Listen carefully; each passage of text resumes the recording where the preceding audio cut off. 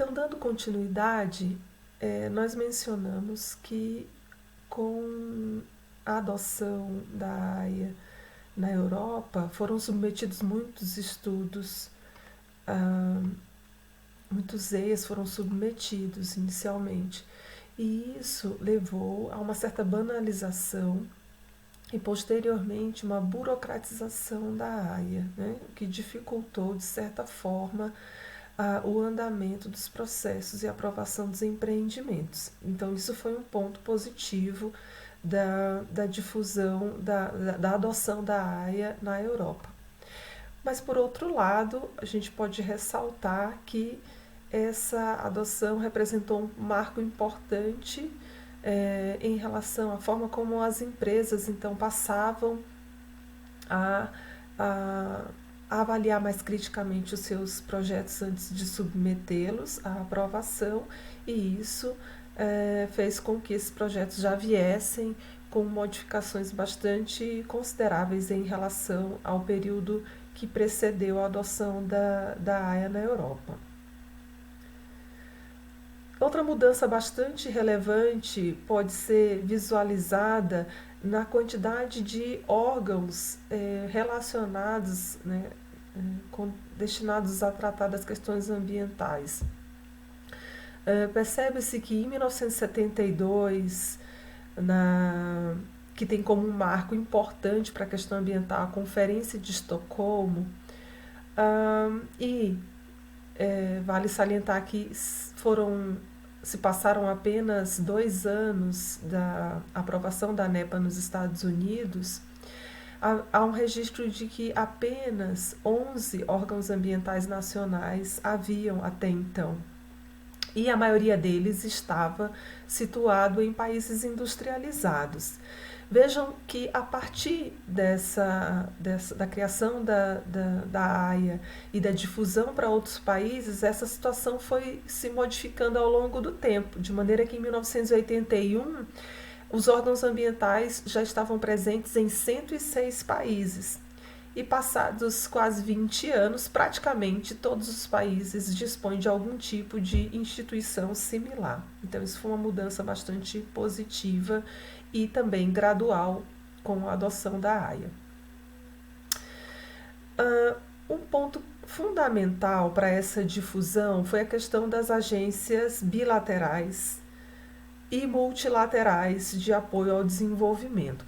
Essas agências são responsáveis por fomentar e financiar projetos de desenvolvimento em países menos desenvolvidos, né?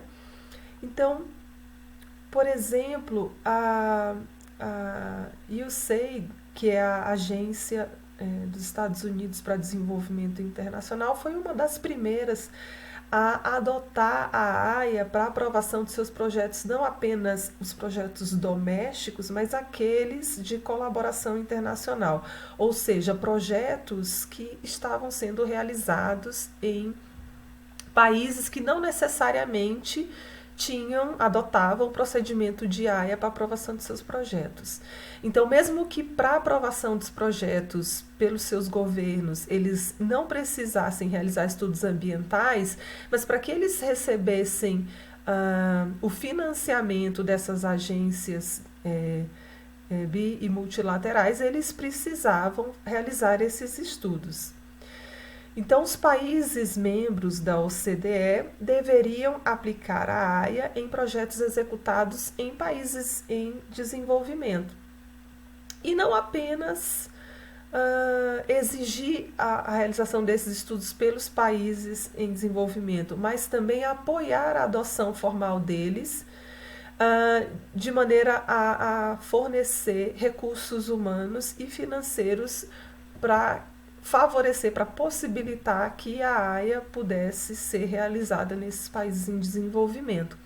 Então, podemos destacar que, além da agência dos Estados Unidos, também a Agência de Desenvolvimento Internacional do Canadá e a Agência de Desenvolvimento Internacional da Dinamarca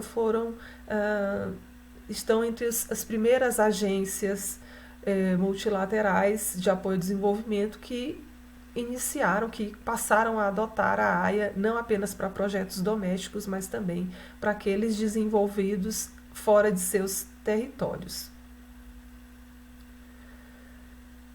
Os estudos ambientais passam a ser então uma condição para a concessão dos empréstimos e de maneira que a partir de 1989 isso passa a ser compulsório, ou seja, passa a ser obrigatório, e a partir de 1981 um marco importante é que a participação pública ela é formalizada no processo dos estudos ambientais. E hoje um ponto importante é a participação das populações afetadas por um determinado empreendimento. Elas são ouvidas e as suas opiniões são levadas em consideração nos processos decisórios, certo? Tem aqui um exemplo bastante interessante na época, que era a pavimentação de uma rodovia entre Cuiabá e Porto Velho. Então, o governo brasileiro conseguiu apoio dessas agências de desenvolvimento para financiar a pavimentação dessa rodovia. E mesmo que no Brasil ainda na época esses estudos não fossem obrigatórios, houve uma pressão importante das ONGs, porque se sabia na época que a abertura dessas estradas trouxe consequências importantes, especialmente para as populações indígenas residentes na área, já que o desmatamento foi favorecido, ele foi facilitado com a abertura dessas estradas. Então, foi cobrado dessas agências de desenvolvimento que exigissem dos proponentes estudos ambientais antes que os projetos pudessem receber financiamento dessas agências, certo? Então, isso foi um marco importante. Já que nós estamos falando do Brasil, então nós vamos retroceder um pouco e dizer que os primeiros estudos ambientais realizados aqui para a realização de projetos foram especialmente aqueles relacionados à área das hidrelétricas e datam de 1970. Muito embora esses estudos, embora feitos, eles não eram levados em consideração no processo decisório, né?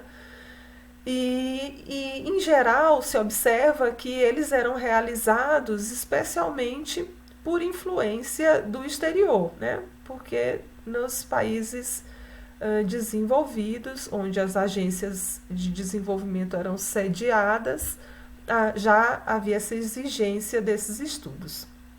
Então, na década de 70, houve então um crescimento da atividade econômica, investimentos governamentais em projetos de infraestrutura. Então, vários empreendimentos começam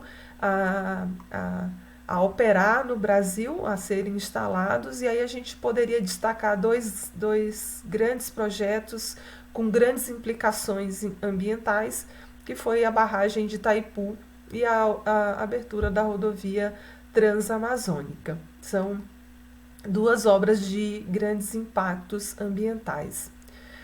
Mas o primeiro estudo formalizado de impactos ambientais foi realizado por um único pesquisador, Robert Goldland, quando da construção da usina hidrelétrica de Tucuruí, no Pará.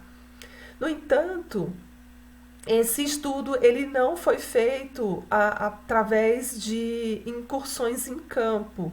Então, ele foi feito a partir apenas da compilação de informações disponíveis e também, a partir delas, a identificação dos principais impactos em potencial.